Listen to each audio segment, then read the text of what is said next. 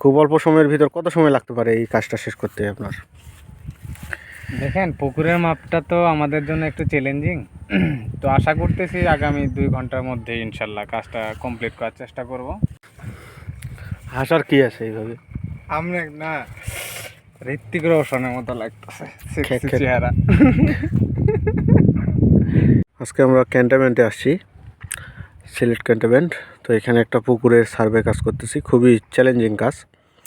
দেখতে পাচ্ছেন পুকুরে কি পরিমাণ শাপলা ফুল এবং কচুরিপানা। আসলে এই পুকুরটা মাটি ভরাট করবে, এই জন্য আমরা পুকুরের কন্টুর সার্ভে করতেছি এবং আমরা মেশিনটা এখানে একটা সেফ জায়গায় বসাইছি, কাজ করতেছি। এবং সবচেয়ে স্ট্রাগলের বিষয়টা দেখাই, এই পুকুরে কিন্তু অসংখ্য এরকম শাপলা ফুলের পাতা আছে, যেগুলো এমনি দেখতে সুন্দর, কিন্তু দেখেন এগুলোর ভিতর দেখেন কি পরিমাণ কাটা। এবং এই যে পাতার লেয়ারগুলো, এগুলো মাটির একদম নিচ থেকে আসছে। এই যে দেখেন প্রচুর পরিমাণ পাতা। এই পাতাগুলোর কারণে মানুষ নামে যে মান নিবে এটা করতে পারতেছে না। তো আমাদের এক ভাই বাঁশের ভেলা নিয়ে গেছে এবং উনি খুব স্ট্রাগলভাবে মানগুলো নিচ্ছে। যদিও আমরা কাজটাকে 100% বলতেছি না যে 100% অত এইভাবে ধরতে পারতেছি, তবে চেষ্টা করতেছি কাজটা যাতে সঠিকভাবে হয়। বুঝতেই পারতেছেন যে এখানে প্রায় আমাদের যে এই সমতল ভূমিটা আছে এখান থেকে প্রায় 20-25 ফিট গভীর পুকুরটা। সেক্ষেত্রে অনেক স্ট্রাগল। এবং আমরা একটা শুনশান ফাঁকা জায়গায়, অনেক ডেভেলপমেন্ট হওয়া বাকি।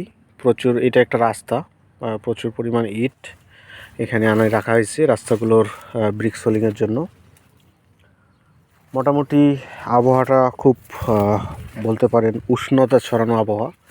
টেম্পারেচার কম, কিন্তু যে রোদটা দিচ্ছে সেটার সাথে বাতাসের উষ্ণতাটা বেড়ে চলতেছে এবং গরম ভাব একটা সিচুয়েশন। তবে যেহেতু ফাঁকা মাঠে আছি, টুকিটাকি একটু বাতাস পাচ্ছি, ভালোই।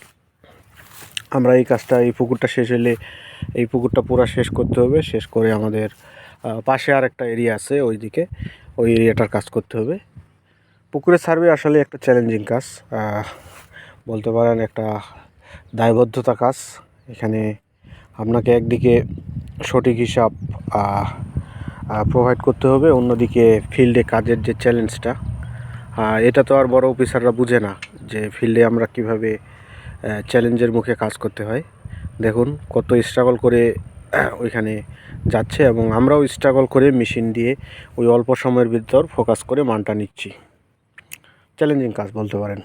তো আমরা ওই বড় পুকুরটা শেষ করছি, ওই যে দেখতে পাচ্ছেন। এখন আসছি একটা নতুন লোকেশনে, তো মেশিনটাকে সেট করলাম। এখন আমাদের কাজ হচ্ছে এই পুকুরটায়। দেখতে পাচ্ছেন কি বিস্তীর্ণ জলাশয়, বলতে পারেন প্রাকৃতিক মাছের এক তাদের আবাসস্থল। মানে প্রাকৃতিক মাছের এটা বলতে পারেন তাদের একটা পার্ক। এখানে তারা হাওয়া খায়, দোল খায় এবং বংশ বিস্তার করে। ধরার মতো কেউ নাই, বিশাল হাওর। এখানে প্রচুর পরিমাণ বিদেশি মাছ ছাড়া হয়েছে। এই মাছগুলো এই বিস্তীর্ণ যে হাওর আছে এখানে চলাফেরা করে এবং এই হাওরটা চারপাশে একটা বাঁধ দিয়ে আটকানো, যার ফলে মাছগুলো নিয়ে টেনশন নাই। দিন শেষে যখন পানি শুকা যাবে তখন এই যেখানে স্পেসিফিক পানি থাকবে সেখানে ফিরে আসতে হবে। তো বিদেশি মাছগুলোও এক প্রকার দেশি আদলে এখানে চাষ হচ্ছে বা বড় হচ্ছে। আমরা কাজটা শুরু করছি ভর দুপুর, দেখতে পাচ্ছেন সূর্য মাথার উপর, এবং এই দুপুরের মধ্যেই আমরা কাজটা শেষ করব। চ্যালেঞ্জিং। আমরা আমাদের বাঁশের যে সাঁকো সেটা অলরেডি এখানে প্লেস করছি এবং ব্যাগপত্র, প্রিজম সবই নিয়ে আসছি। আমাদের সার্ভেয়ার আবিদ হাসান প্রস্তুতি নিচ্ছে যাতে 1 ইঞ্চিও মাটি এদিক সেদিক না হয়, সে বিষয়টা খেয়াল রাখে তিনি কাজ করে এগিয়ে যাচ্ছেন। খুব অল্প সময়ের ভিতর কত সময় লাগতে পারে এই কাজটা শেষ করতে আপনার? দেখেন, পুকুরের মাপটা তো আমাদের জন্য একটু চ্যালেঞ্জিং। তো আশা করতেছি আগামী 2 ঘন্টার মধ্যে ইনশাল্লাহ কাজটা কমপ্লিট করার চেষ্টা করব। তবে আমাদের চ্যালেঞ্জিং হচ্ছে এই বোটটা চালানো। এই বাঁশের যে বোটটা বানাইছে আমাদের এক সহকারী কর্মী, তারা হচ্ছে এই পুকুরের সাইডের লোক। তো এখানে এই পানি বেয়ে যাওয়াটাই একটু চ্যালেঞ্জিং বিষয়। আর তার মধ্যে পুকুরের মধ্যে কতটুকু গভীরতা, কোথায় খাল, কোথায় কি আছে একটু অজানা থাকা সত্ত্বেও আমরা 1 ইঞ্চি মাটি না ছেড়ে দেওয়ার ব্যবস্থা করতেছি, কারণ আমরা ঘন ঘনই আরএল নেব ইনশাল্লাহ। আমাদের পাশে থাকে। এই যে মোটামুটি বলতে পারেন 15-20 ফিট পানি, এখানে নেমে যে মানুষ হাঁটাচলা করবে সেরকম ব্যবস্থা নেই। যারা আমরা কাজটা করতেছি, আমাদের জন্য দোয়া করবেন ভর দুপুরে। এই আর কি চারপাশে চ্যালেঞ্জিং বিষয় হচ্ছে যে আমরা এখনো বললেন যে দুপুরে খাবার পর্যন্ত খাই না, আমরা লাঞ্চ করিনি এখনো।